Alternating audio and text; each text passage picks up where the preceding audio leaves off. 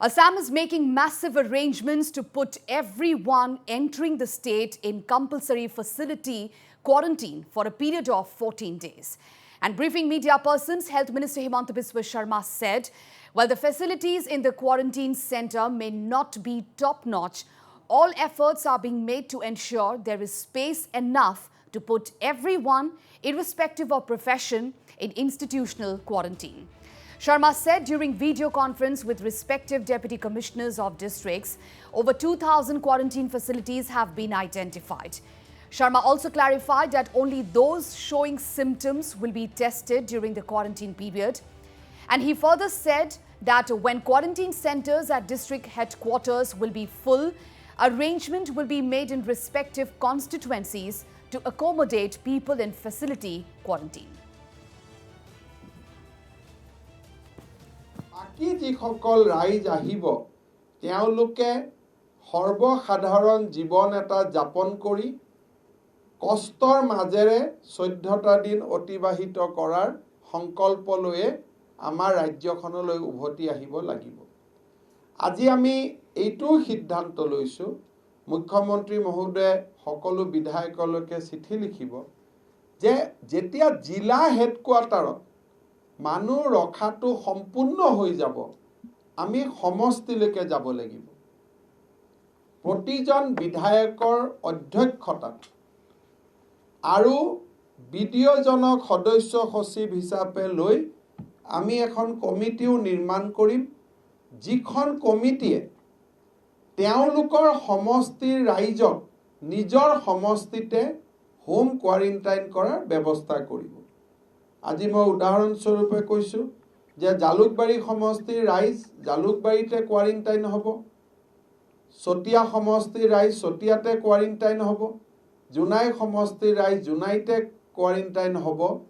তেনেকুৱা এটা third level of quarantine centre, first লেভেলটো আমাৰ হস্পিটালছ হৈ গ'ল, সেকেন্ড লেভেল ডিস্ট্ৰিক্ট হেডকোৱাৰ্টাৰ হৈ গ'ল, third tyre of quarantine centre আমি নিৰ্মাণ কৰিব খুজিছো। অহাকালি এই দিশত অধিসূচনা প্ৰকাশ হ'ব। এটা কঠিন সময়ৰ লগত আমি প্ৰত্যাহ্বান কৰিব লাগিব। আমি এই প্ৰত্যাহ্বানৰ লগত আমি মোকাবিলা কৰিব লাগিব। সেইবাবে অসমলৈ উভতি অহা ৰাইজক মই অত্যন্ত ডাঠ মন এটা লৈ দৃঢ় মন এটা লৈ মই ঘূৰি আহিবৰ বাবে অনুৰোধ কৰিছো। And Sharma also informed that as many as 878 people will get down in Dibrugarh in the special Rajdhani Express that started from Delhi today. ASTC buses will then ferry the people to their respective districts from the railway stations. He also informed that over 3,200 people have entered Assam through the Srirampur check gate so far. এখন ট্ৰেইনত total প্যাসেঞ্জাৰ আহিব 1,842 প্ৰথম ট্ৰেইনখনত ডিব্ৰুগড়লৈকে যাব। তাৰ মুখ্যতঃ কাৰণ হৈছে যে অৰুণাচল প্ৰদেশ চৰকাৰে বহুত মানুহক ট্ৰেইনেদি আনি আছে। কিন্তু এই ব্যক্তিসকল অকল ডিব্ৰুগড়ৰ বাসিন্দা নহয়। অহাকালি আহিবলগীয়া ট্ৰেইনখনত কোকৰাঝাৰ, গুৱাহাটী, লামডিং, মৰিয়নি যদিও ট্ৰেইন কেইখনত নামিব গুৱাহাটীত অকল 37 জন, মৰিয়নিত 2 জন আৰু ঠিক সেই ধৰণে কোকৰাঝাৰতো 8 জন, অৰ্থাৎ সৰহ সংখ্যক যাত্ৰী ডিব্ৰুগড়তে নামিব আৰু ডিব্ৰুগড়ৰ পৰা তেওঁলোকে অৰুণাচল প্ৰদেশ, ধেমাজি, লখিমপুৰ আদি বিভিন্ন জাগাত হিচৰিত হ'ব। আৰু এই ট্ৰেইনখন উত্তৰ প্ৰদেশৰ মুগলচৰাই, কানপুৰ, বিহাৰৰ বাৰাউনি, পশ্চিমবংগৰ নিউ জলপাইগুৰিকে ধৰি বিভিন্ন কৰোনা আক্ৰান্ত ৰাজ্যৰ মাজেদি অসমলৈ আহিব। দিল্লী আৰু ডিব্ৰুগড়ৰ উপৰিও মুগলচৰাই, কানপুৰ, বাৰাউনি, নিউ জলপাইটো নতুন প্যাসেঞ্জাৰ সেই গাড়ীখনত উঠিব আৰু এই গোটেই প্যাসেঞ্জাৰ সকল অসমলৈ আহিব। যোৱা কালিলৈকে আমাৰ মনত এটা ধাৰণা আছিল যে দিল্লী আৰু ডিব্ৰুগড়ৰ মাজত এখন ট্ৰেইন চলিব কিন্তু যোৱাকালি ৰাতি ৰেলৱে বৰ্ডৰ পৰা আমি পোৱা খবৰ অনুসৰি এই ট্ৰেইনখন দিল্লীৰ পৰা ডিব্ৰুগড়লৈকে এসপ্তাহ ধৰি চলিব সো 1 উইক দিল্লীৰ পৰা ডিব্ৰুগড়লৈকে ট্ৰেইন সেৱা চলিব All right, so the state of Assam is making massive arrangements to put everyone entering the state in compulsory facility quarantine for a period of 14 days. And while briefing media persons, Health Minister Himanta Biswa Sharma said, while the facilities in the quarantine center may not be top-notch, all efforts are being made to ensure there is space enough to put everyone, irrespective of profession, in institutional quarantine. And Sharma said during a video conference with respective deputy commissioners of districts, over 2,000 quarantine facilities have been identified. He also clarified that only those showing symptoms will be tested during the quarantine period. And he further said that when quarantine centers at district headquarters will be full, arrangement will be made in the respective constituencies to accommodate people in facility quarantine. And he also informed that as many as 878 people will get down in Dibrugarh in special Rajdhani Express that started from Delhi today. And from there, ASTC buses will then ferry the people to their respective districts from the railway stations. And he also informed that over 3,200 people have entered Assam through the Srirampur check gate so far.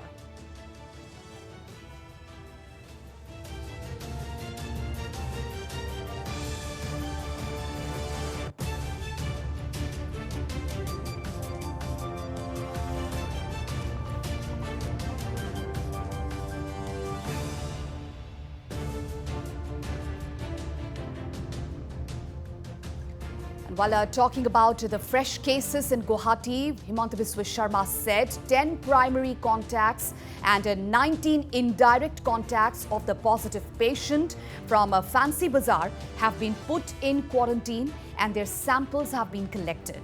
And Sharma also informed that a potato godown in Changsari has been turned into a containment zone after as many as 6 primary contacts who had been there were found suffering from fever. তেখেত আলুপটি fancy বজাৰত থাকে কিন্তু original ঘৰ হ'ল তেখেতৰ আজমগড় উত্তৰ প্ৰদেশ তেখেত আজমগড় উত্তৰ প্ৰদেশৰ বাসিন্দা ইয়াতে কৰ্মসূত্ৰে তেখেত ইয়াতে থাকে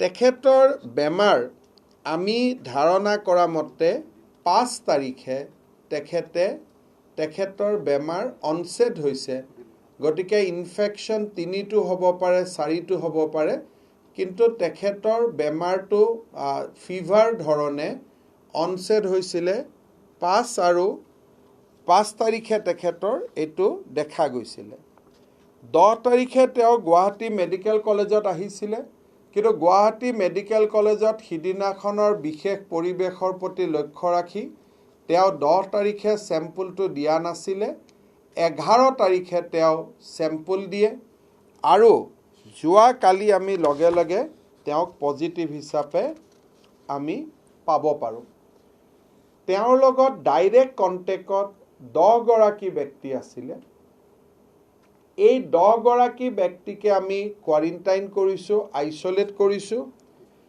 আৰু গুৱাহাটীৰ এজন চিকিৎসককে ধৰি মোক নামটো নুখুদিব কাৰণ তেওঁ পজিটিভ হ'ব পাৰে নেগেটিভ হ'ব পাৰে গুৱাহাটীৰ এজন চিকিৎসককে ধৰি 19 জন ব্যক্তি তেখেতৰ লগত ইনডাইৰেক্টলি সম্পৰ্কত আছিল ডাইৰেক্টলি 10 ইনডাইৰেক্টলি 19 আৰু আমি গোটেই কেজন ব্যক্তিৰে আমি স্যাম্পল লৈছো আজি কালি আমি যেতিয়াই টেষ্ট ৰিপৰ্ট পাও আপোনালোকৰ লগত শেয়াৰ কৰিব পাৰিম তেওঁৰ লগত 6 জন ব্যক্তি আছিল 6 জন ব্যক্তিৰে কিন্তু তেখেতক ধৰি 6 আৰু 6 জন ব্যক্তিৰে জ্বৰ আছিল আৰু এই জ্বৰটো চাংচাৰীৰ এটা আলু গুদামৰ পৰা আৰম্ভ হৈছিলে যদিও জ্বৰ হোৱাৰ পৰা এই ব্যক্তিজন চাংচাৰীৰ আলু গুদামটোৰ লগত সম্পৰ্ক নাই তথাপিতো ৰাজহুৱা স্বাৰ্থৰ খাতিৰত আমি আলু গুদামটোকো কণ্টেইনমেণ্ট জোনলৈকে কনভাৰ্ট কৰিবৰ বাবে কামৰূপ জিলা প্ৰশাসনক আমি নিৰ্দেশ দিছোঁ যিহেতু বেমাৰ তাৰ পৰা আহিছিলে গতিকে অৰিজিনেল সোৰ্সটো যাতে কণ্টেইন হয় তাৰ কাৰণে আমি সেই নিৰ্দেশ আমি জাৰি কৰিছোঁ And meanwhile, Sharma informed that the second fresh positive case was detected as part of the measures taken after a doctor in GMCH had tested positive. The second patient was admitted at the neurology cell in GMCH. আৰু দ্বিতীয়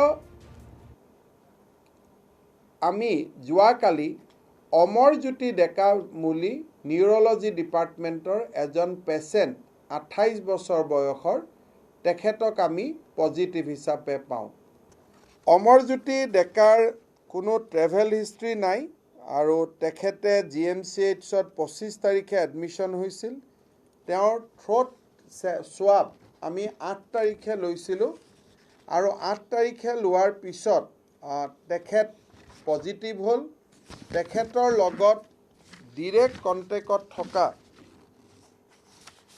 21 গৰাকী পৰিয়ালৰ সদস্যৰ আমি sample collect কৰিছোঁ 21 গৰাকী পৰিয়ালৰ সদস্যক আমি কোৱাৰেণ্টাইন কৰিছোঁ আৰু আমি 21 গৰাকী লোকৰে সোৱাব টেষ্টৰ ৰিজাল্টৰ কাৰণে অপেক্ষা কৰিছোঁ